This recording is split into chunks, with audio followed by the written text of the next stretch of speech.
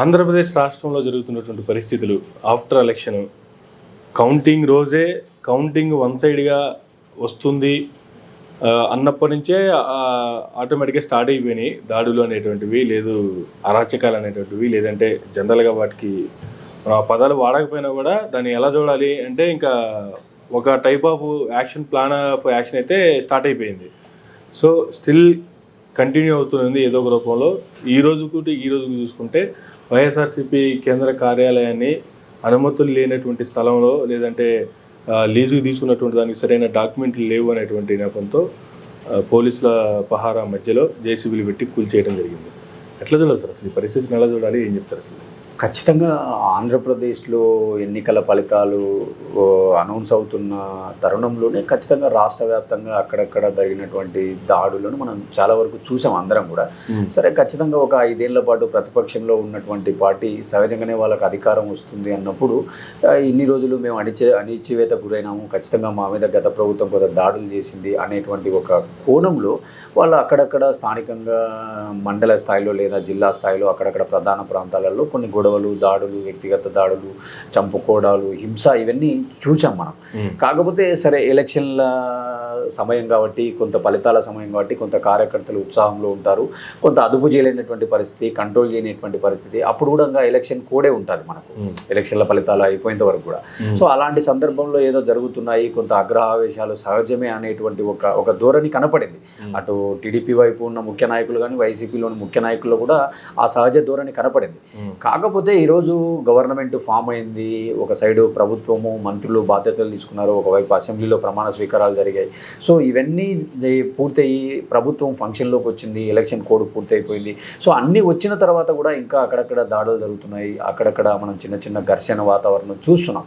So అదంతా ఒకవైపు చూస్తుండగానే చంద్రబాబు నాయుడు గారు కూడా ఖచ్చితంగా లా అండ్ ఆర్డర్ ముఖ్యము, శాంతి భద్రతలను కాపాడాలని చెప్పడం, నిన్న చీరాల్లో జరిగిన ఒక ఘటన పైన ఆయన స్పందించడం, ఇవన్నీ ఒకవైపు చూస్తున్నాం. కానీ మరొక వైపు ఈరోజు ఉదయమే వైసీపీకి సంబంధించిన పార్టీ కార్యాలయ భవనం కూల్చివేత అనేటువంటి వార్త కొంత రాష్ట్ర వ్యాప్తంగా చర్చాంశనీయమైంది.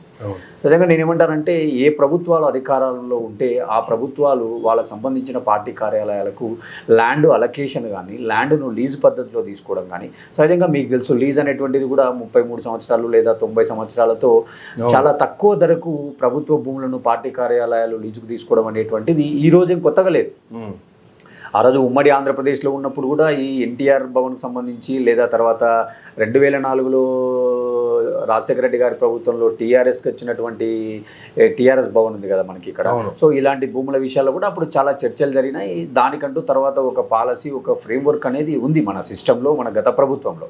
సో నేనేమంటే, ఈ ప్రభుత్వంలో కూడా గడిచిన వైసీపీ ప్రభుత్వంలో కూడా వాళ్ళ టైంలో వాళ్ళ పార్టీకి ల్యాండ్ అలొకేట్ చేసుకున్నారు అనేటువంటిది ఖచ్చితంగా గతంలో ఉన్నటువంటి గైడ్ లైన్స్, చట్ట ప్రకారము వాళ్ళు ల్యాండ్ అలొకేట్ చేసుకున్నారా లేదా అనేటువంటి లీగాలిటీస్ చూడాలి. ఒకవేళ లీగల్గా వాళ్ళు కొంత వైలేట్ చేసి ఏదైనా వాళ్ళు ల్యాండ్ అలొకేట్ చేసుకున్నారు లేదా నిర్మాణాలు జరిగాయి అంటే ఖచ్చితంగా దానిను కోర్టుల ద్వారా నోటీస్ ఇవ్వడము, ఆ నోటీసు ఒక స్టిపులేటెడ్ టైం ఉంటుంది కదా ఎవరికైనా. సహజంగా ఏదైనా నువ్వు ఒక వ్యక్తి ఒక లాను ఓవర్ రైడ్ చేసినాడు అన్నప్పుడు తనకు ఒక నోటీస్ ఇవ్వడం జరుగుతుంది. నోటీస్ ఇచ్చిన తర్వాత వాళ్ళు ఒక రిప్లై ఇస్తారు. ఒకవేళ ఆ రిప్లై ఇవ్వనప్పుడు మనం సాటిస్ఫై కాలేదంటే మళ్ళీ రెండోసారి నోటీస్ ఇస్తారు. తర్వాత కోర్టులకు వెళ్తాయి, కోర్టులు చెప్తాయి. అంటే ఇక్కడ కోర్టు డైరెక్షన్తో మనం కూల్చొచ్చు. అంటే సహజంగా ఏదైనా ఒక డిమాలిషన్ చేయాలంటే ఒక కోర్టు డైరెక్షన్, ఇక్కడ కోర్టు డైరెక్షన్స్కి ఇచ్చిన తర్వాత కూల్చడం డిఫరెంట్. కానీ సిఆర్డీఏ ప్రిలిమినరీ ప్రొసీడింగ్స్ ఎప్పుడైతే సవాల్ చేస్తూ దీన్ని కూల్చాలనేటువంటి నిర్ణయం తీసుకుందో, వైఎస్ఆర్సీపీ వెంటనే కోర్టుకి వెళ్ళింది. అది ఇష్యూ హైకోర్టులో ఉండింది. ఇప్పుడు ఎటువంటి యాక్షన్స్ దాని మీద తీసుకోవద్దు, మేము తీర్పిచ్చేంత వరకు అనేవి కోర్టు కూడా చెప్పింది ఆల్రెడీ. అయినా కూడా అవేవి పట్టించుకోకుండా ఈరోజు ఇలా చేయటాన్ని కూడా ఎలా చూడాలంటారు అసలు?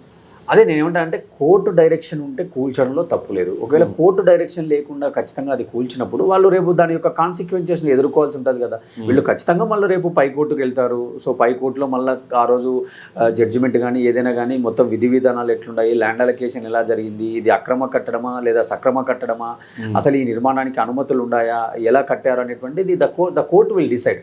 అంతేగాని అంతలోపే మనకు మున్సిపల్ అధికారులకు కానీ స్థానికంగా ఉన్నటువంటి ఏదైతే బాడీ ఉందో ఆ బాడీ వాడికి అధికారాలు ఉన్నాయి, అది అక్రమ నిర్మాణము అని చెప్పి కూల్చడం అనేది ఖచ్చితంగా లీగల్గా అది ఒక తప్పుడు సంకేతం, ఒక తప్పుడు మెసేజ్ వెళ్తుంది అనేది నా భావన.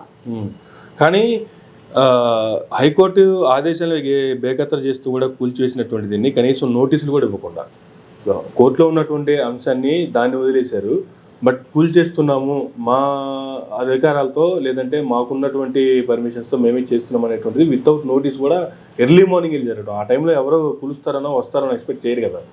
అంటే సహజంగా ఈ కూల్చివేతలు అనేవి ఎప్పుడు కూడా ఎర్లీ మార్నింగ్ లేదా లేట్ నైటే జరుగుతుంది. ఎందుకంటే మామూలుగా మార్నింగ్ టైంలో కూల్చివేతలు జరిగితే ఆ పార్టీ కార్యకర్తలు, నాయకులు వచ్చి కొంత అడ్డుపడ్డం అనేది సహజంగా జరుగుతుంది. కాబట్టి మనం చాలా సందర్భాల్లో ఈ జిహెచ్ఎంసీ అధికారుల నుండి, లేదా మున్సిపల్ అధికారుల నుండి, లేదా ఉడా అధికారుల నుండి ఎవరు కూడా ఈ కూల్చివేతలు లేదా ఏదైనా కాలనీలు కానీ బస్తీలను కూల్చడం ఇలాంటి ఇన్సిడెంట్స్ అన్ని కూడా ఎర్లీ మార్నింగ్ లేదా లేట్ నైట్లలో జరగడం సహజం.